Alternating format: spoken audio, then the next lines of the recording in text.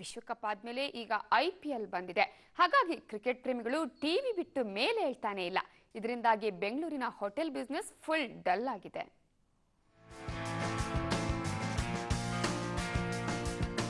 ವಿಶ್ವಕಪ್ ಮುಗೀತು ಅನ್ನೋವಷ್ಟರಲ್ಲೇ ಈಗ IPL ಬಂದಿದೆ.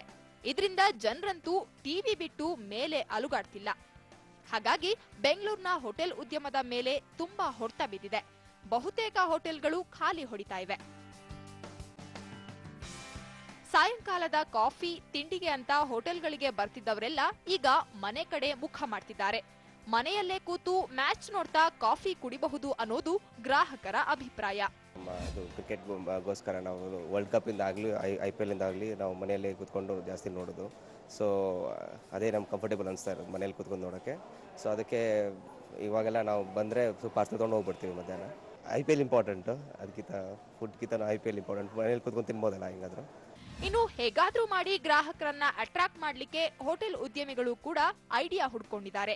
ಹೋಟೆಲ್ ಒಳಗೇನೆ LCD ಟಿವಿ, ಬಿಗ್ ಸ್ಕ್ರೀನ್ಗಳನ್ನ ಹಾಕಿ ಗ್ರಾಹಕರನ್ನ ಸೆಳಿತಾ ಇವೆ.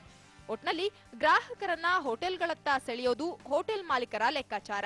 ಸಾಕಷ್ಟು ಜನಗಳಿಗೆ ಈಗ ಕ್ರಿಕೆಟ್ ಬಗ್ಗೆ ಒಂದು ಅಭಿಮಾನ ಬಂದಿದೆ. ಹಾಗಾಗಿ ನಮಗೆ ಏನಾಗಿದೆ, ಕ್ರಿಕೆಟ್ ನಡೆಯುವ ಸಂದರ್ಭದಲ್ಲಿ ನಮಗೆ ಗ್ರಾಹಕರು ಕಡಿಮೆ ಆಗ್ತಾ ಇದ್ರು. ನಾವು ಅದನ್ನೆಲ್ಲ ನೋಡಿಕೊಂಡು ನಮ್ಮ ಹೋಟೆಲ್ನಲ್ಲಿ ಯಾಕೆ ನಾವು ಕ್ರಿಕೆಟನ್ನು ನೋಡುವ ವ್ಯವಸ್ಥೆ ಮಾಡಬಾರ್ದು ಅಂತ ತಿಳ್ಕೊಂಡು ಈಗ ನಾವು ಕ್ರಿಕೆಟನ್ನು ಅಂದರೆ ಸರ್ವಿಸ್ ಭಾಗದಲ್ಲಿ ಒಂದು LCDಯನ್ನು ಫಿಕ್ಸ್ ಮಾಡಿದ್ವಿ.